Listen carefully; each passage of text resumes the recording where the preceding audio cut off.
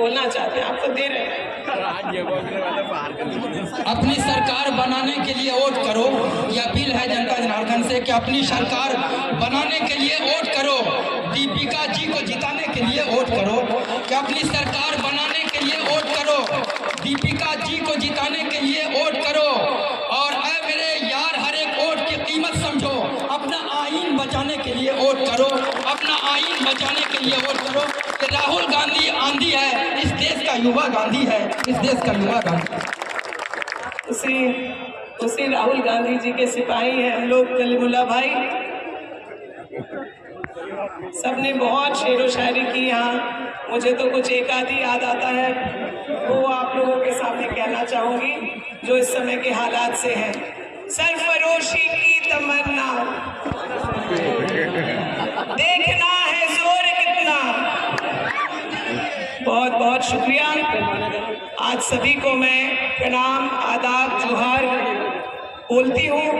जो हमारे जनता मालिक हैं मंच के सामने और मंच पर उपस्थित बहुत ही सम्मानित छत्तीसगढ़ के वरीय, मैं कह सकती हूँ सबसे बड़े आदिवासी नेता, पूर्व प्रदेश अध्यक्ष, पूर्व मंत्री आदरणीय मोहन मरकाम जी, मंच पर उपस्थित पूर्व विधायक महगामा आदरणीय राजेश रंजन जी, मंच पर उपस्थित जिलाध्यक्ष कांग्रेस दिनेश यादव जी, मंच पर उपस्थित हमारे गार्जियन स्वरूप आप सबके अपने आरजेडी के वरिष्ठ नेता आदरणीय अताउर रहमान सिद्दीकी जी, मंच पर उपस्थित हमारे गार्जियन चलना से चल के आए, जिनका हमारे परिवार से बहुत पुराना संबंध है, हमारे ससुर जी से विशेष लगाव है उनका, और हमारे ससुर जी का भी उनसे, आदरणीय मंजूर भाई।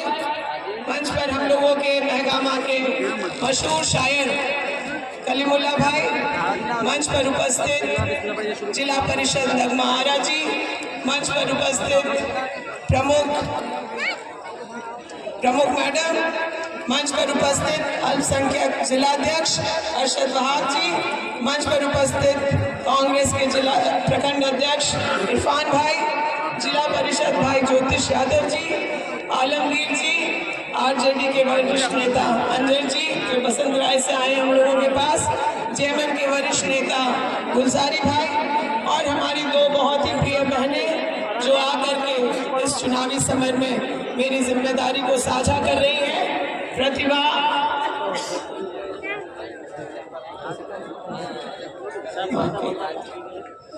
प्रतिभा रघुवंशी जी, ज्योति रौतेला जी, अंजन भाई के बारे में मैं प्रमुख बोलना भूल गई, चाचा ने याद दिलाया। मंच के नीचे कांग्रेस जेएमएम आरजेडी के समर्पित कार्यकर्तागण जो इस चुनाव को एक मुहिम की तरह लड़ रहे हैं, वो सभी भाई, और हमारे महगामा प्रखंड से और मेहरमा ठाकुरगंगी से आए सभी भाई बहन। सभी बातें मुझे लगता है करीब करीब हो गई। हमारे से पहले वक्ताओं ने सभी बातों को कहा, लेकिन मुझे और कुछ चंद बातें जो कहनी है सरकार के काम कारोबार के बारे में जो हम लोगों ने पिछले 5 साल में अनुभव किया। आप जानते हैं कि आप सब लोगों के बहुमत से, पूर्ण आशीर्वाद दुआ से मुझे विधायक की जिम्मेदारी मिली 2019 में। 2019 के अंत में चुनाव हुआ और उसके बाद मैं आप लोगों की आवाज़ बन करके विधानसभा पहुंची, और कोरोना जैसी महामारी से सबसे पहले इस सरकार का सामना हुआ। कोरोना के वक्त आपको याद होगा, आप लोगों के घरों के बच्चे भी अलग अलग जगह काम कर रहे थे, यहाँ वहाँ फंसे हुए थे, और एक मुहिम की तरह मैं गर्व से कह सकती हूँ 18,000 हमारे ऐसे श्रमिक भाई बहन जो दूसरे राज्यों में थे, उन लोगों ने हमसे सीधा संपर्क साधा, या हम लोगों ने उनसे संवाद करके वो जहाँ भी फंसे थे उनकी ज़रूरत के अनुरूप राशन, दवा, ज़रूरत पड़ी तो अस्पताल में भर्ती कराना, या फिर उन तक ऑक्सीजन सिलेंडर पहुँचाना, इन तमाम कामों को किया गया। और हम लोगों ने उस महामारी के वक्त भी बिना परवाह किए अस्पतालों और लोगों के घरों के चक्कर लगाए, ताकि हमारा कोई भाई बहन किसी परेशानी में ना पड़े।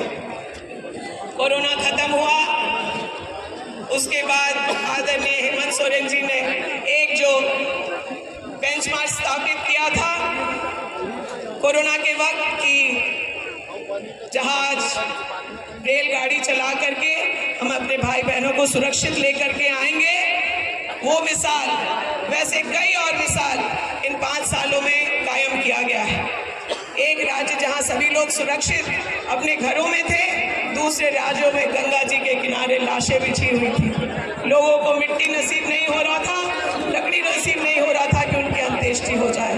परिवार वाले जब छोड़ रहे थे, वही झारखंड में हम लोगों ने सबकी देखभाल की। दूसरा मिसाल जो हेमंत सोरेन जी के नेतृत्व में कायम किया गया, वो सर्वजन पेंशन का था।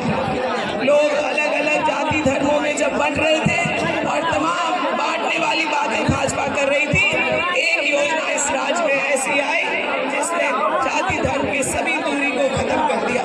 60 साल का जो भी बुजुर्ग था, वो चाहे किसी भी जाति धर्म का हो, अमीर हो गरीब हो, पगड़ा हो पिछड़ा हो, सभी को एक समान मानते हुए 60 साल से जो भी ऊपर हमारे वृद्ध थे, उनको सर्वजन पेंशन देने का काम किया गया। महिलाओं के लिए उसको और कम उम्र को कम किया गया और 50 साल की भी महिलाएं उससे लाभान्वित होने लगी। ये पहला था। इसकी चर्चा इतनी हुई पूरे देश में कि मोदी जी तक घबरा गए। झारखंड में क्या किया उन्होंने? प्रधानमंत्री आवास बनना बंद करा दिया। 8 लाख मकान जो झारखंड के गरीब, कमजोर, आदिवासी मूलवासियों का बन रहा था, उस पर रोक लगाने का काम नरेंद्र मोदी की सरकार ने किया कि कहीं अगर आवास भी बन जाएंगे तो हमारी सरकार की जनता, हम लोगों के सरकार की जो है वाहवाही ज़्यादा हो जाएगी और भाजपा के माथे पर चिंता का शिकन होगा। लेकिन उस वक्त भी हेमंत जी ने हिम्मत दिखाई और हम लोग लगातार मांग करते थे कि जैसे आपने सर्वजन पेंशन कर दिया, वैसे ही हमारे यहाँ झारखंड के लोगों के लिए आवास भी बनवा दें, क्योंकि इलाके में जब कभी कोई घटना हो जाए, सांप काटने से किसी बच्चे की मौत हो जाए, किसी का मिट्टी का घर गिर जाए, तो उसके नीचे दब के लोग मर जाते थे। और आग लगी की घटना से तो हम लोगों का दिल इतना दुखी होता था जिसके बारे में बता नहीं सकते। पूरा घर जल जाता था और हम लोग को सहायता जो जरूरी है वो भी नहीं कर पा रहे थे। सर्वजन पेंशन के बाद अब वो आवास जैसी योजना आई जिसमें 3 कमरे का मकान, रसोई घर और शौचालय के साथ महिलाओं को विशेष ध्यान में रख करके बनाने की योजना पारित हुई। प्रधानमंत्री आवास में 1,20,000 और अबू आवास में 2 लाख रुपए मिलना शुरू हुए। आज ये हालत है कि जब थक हार के लोकसभा के बाद इन्होंने प्रधानमंत्री आवास बनवाना शुरू किया है, तो अब झारखंड की जनता ने मना कर दिया है। 1,20,000 लेना है कि 2 लाख रुपए में अबू आवास बनाना है? आप लोगों की सहमति किसके साथ है? 1,20,000 की 2 लाख? ये हम लोगों के सरकार की दूसरी सफलतम योजना थी जिसकी चर्चा आज पूरे देश में हो रही है। चाहते तो मोदी जी बहुत कुछ सीख सकते थे झारखंड की सरकार से, हमारे माननीय मुख्यमंत्री से, लेकिन उन्होंने सीखने का नहीं बल्कि कैसे रोड़ा अटकाया जाए वो जानने का कोशिश किया। कभी ईडी, कभी सीबीआई, कभी पार्टियों को तोड़ने का, विधायकों को खरीदने का मुहिम चलाया गया और 3 साल तक सरकार को डिस्टर्ब करके रखा गया ताकि जो है सरकार ठीक से न चले। यहाँ तक कि षड्यंत्र के तहत 5 महीने तक मुख्यमंत्री को, एक सिटिंग मुख्यमंत्री को उन्होंने गिरफ्तार करके जेल के सलाखों के पीछे रखा। मैं दाद देती हूँ हेमंत सोरेन जी का, जिन्होंने जेल जाना मंजूर किया बिना किसी गलती के, लेकिन भाजपा के सामने घुटने नहीं टेके। हिम्मत है उस व्यक्ति की और इस बात के लिए हम लोग मानते हैं और इस बात के लिए उनके साथ पूरी तत्परता से खड़े रहते हैं कि कोई तो ऐसा व्यक्ति है जिसने भाजपा के सामने घुटने नहीं टेके। उसके बाद हेमंत जी के आने के बाद वापस हम लोगों ने उनको मुख्यमंत्री बनाया। इस बीच में जिनको अभिभावक मान करके मुख्यमंत्री बना करके हेमंत सोरेन जी ने भेजा, चंपाई सोरेन जी को उनकी मंशा तो तभी खराब हो गई थी जब उन्हें गोड्डा आना था।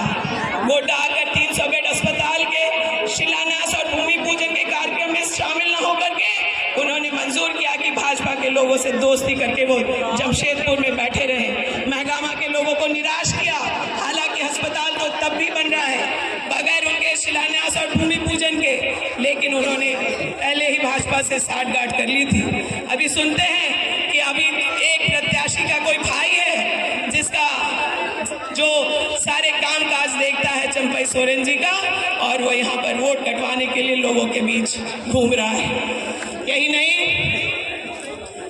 नहीं, जेल से निकलने के बाद 2 महत्वाकांक्षी योजनाएं जो हमारी थी, जिसको शायद हेमंत जी जेल ना जाते तो फरवरी के महीने में ही लागू हो जाता, वो 2 ऐसी योजनाएं आज सबसे ज्यादा जिसकी बात हो रही है वो है मैया सम्मान योजना के तहत महिलाओं को 1000 रुपया हर महीने देने की बात सरकार ने की, और आप लोगों ने देखा नोटबंदी में महिलाओं को लाइन में लगा दिया मोदी जी ने, और महिलाओं के बचत के पैसे घरों से निकलवा दिए। और हेमंत सोरेन जी ने बिना लाइन लगाए महिलाओं को पंचायत भवन में फॉर्म भरा करके आज मैया सम्मान योजना का लाभ दिया। ये हम लोगों की सरकार की महागठबंधन की ताकत रही कि हम लोगों ने पदाधिकारियों से जैसे सरकार में काम होना चाहिए आम जनों के हितों में वैसा करवाने का काम किया। उससे भी सुपरहिट योजना कौन सी है? दूसरी योजना जिसकी बहुत चर्चा है, बताइए कौन सी है? बिजली बिल माफी की जो योजना है। आप लोगों का बिजली बिल माफ हुआ है क्या? इसका माफ नहीं हुआ है। दोनों हाथ उठा करके बताइए जिन लोगों का बिजली बिल माफ हुआ है। हर घर इस योजना से लाभान्वित हुआ, और एक व्यक्ति उसके लिए लाइन लगा के ना प्रखंड में खड़ा हुआ ना बिजली ऑफिस के कार्यालय। आप लोग को जाना पड़ा क्या बिजली ऑफिस के कार्यालय? और सरकार ने रातों रात आपका सारा ब्यौरा सरकार के पास था, किसी का 10,000, किसी का 20,000 और किसी का तो 90,000 तक का बकाया माफ किया है इस सरकार ने। ये माफी सिर्फ बिजली बिल बकाया की नहीं, बल्कि परिवार के उस मुखिया के ऊपर से कर्ज हटाने का जो बोझ लेकर के वो अपने परिवार को चला रहा था कोरोना की मार के बाद, सुखाड़ की मार के बाद, और वो परेशान था कि आखिर ये बकाया कैसे हो।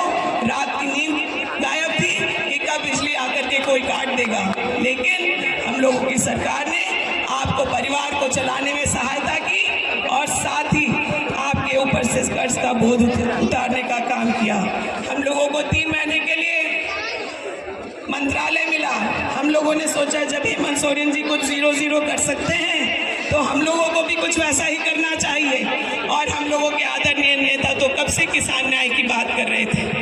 राहुल जी कह रहे थे कि हमारा समर्थन मूल्य उचित होना चाहिए, हमें कर्ज माफी करनी चाहिए, खेती में टेक्नोलॉजी का इस्तेमाल होना चाहिए, और साथ ही साथ उचित दाम पर बीज और खाद मिलना चाहिए। हम लोगों ने ऋण माफी से शुरुआत की। 2 लाख तक की ऋण माफी झारखंड सरकार ने एक दिन में कैबिनेट के माध्यम से तय किया, और बैंकों को पैसा भेज दिया, और पूरा ऋण माफी का जो बजट है 1900 करोड़ रुपया आज बैंकों के पास है आपके ऋण माफी के लिए। यही नहीं, पशुपालकों के लिए जो फेडरेशन को दूध जाता है उस पर 3 रुपए से जो प्रोत्साहन राशि है उसको 5 रुपए प्रति लीटर बढ़ाने का काम किया गया। झारखंड इकलौता ऐसा राज्य है जो आज कृषि ऋण पर 0% ब्याज पर कर्ज देता है।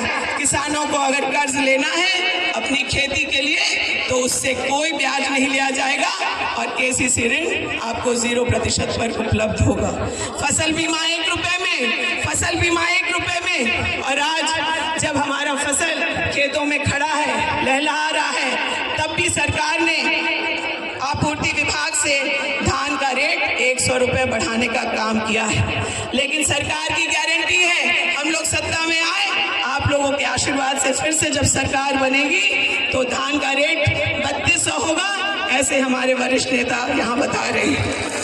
यही नहीं, अब आने वाले समय में महगामा में क्या होगा कॉलेज के बारे में भी चर्चा करना ज़रूरी है। आप लोगों को मैं बताते हुए खुशी होती है हमको कि हम लोगों ने महगामा को जिला बनाने की प्रक्रिया जो है उसकी शुरुआत पिछले ही कार्यकाल में कर दी है और आने वाले समय में मैं वादा करती हूँ कि महगामा ज़रूर एक जिला बनेगा और हम लोगों को सारा मुख्यालय महगामा में ही स्थापित होगा। आज डिग्री कॉलेज में पढ़ाई शुरू हो गई है। ठाकुर गंगटी में एक और नया डिग्री कॉलेज पारित हुआ है।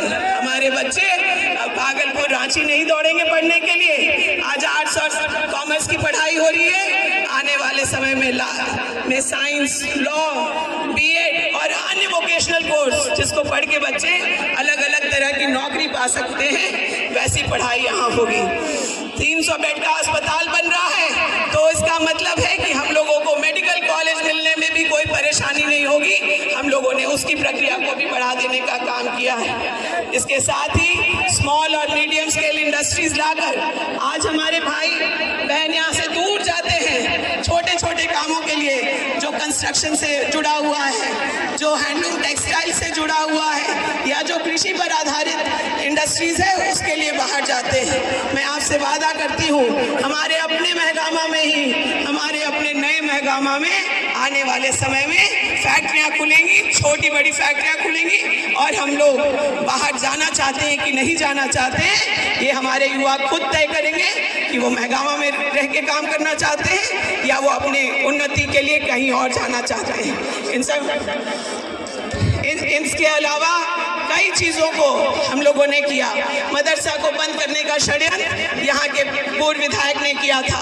मदरसा खुला है और सरकार के मैनिफेस्टो में आगे आने वाले दिनों में मदरसा बोर्ड भी गठित होगा ताकि जिस तरह से सरकारी स्कूलों में पढ़ाई होती है, सभी सब्जेक्ट्स की पढ़ाई होती है, साइंस, इंग्लिश, कंप्यूटर और जो सरकार के रूटीन के हिसाब से, शिक्षा विभाग के रूटीन के हिसाब से वहाँ पढ़ाई हो, अच्छे शिक्षक वहाँ पर हो, पढ़ाने वालों का चयन परीक्षा से हो, यह हम लोग मदरसा बोर्ड गठित करा करके करवाने का काम करेंगे।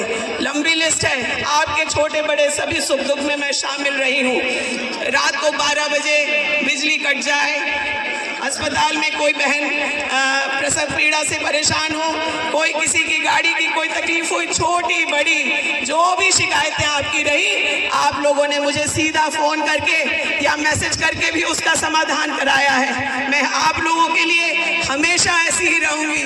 बहू बन के आई हूँ लेकिन बेटी बन करके आप लोगों की सेवा करके करूँगी। मैं आप लोग से वादा करती हूँ। बहुत लंबी बातें हमने की है। इमरान भाई अब हम लोगों के बीच कभी किसी भी वक्त पहुंच सकते हैं। मैं आप लोगों से यही कह करके, यह वादा करके कि आप लोग मुझे फिर से 5 साल का मौका देंगे तो मैं दिन रात आपकी सेवा करूंगी। मैं दिन रात आप लोगों की सेवा करूंगी। इन्हीं शब्दों के साथ मैं अपने वक्तव्य को विराम देती हूँ। बहुत बहुत शुक्रिया।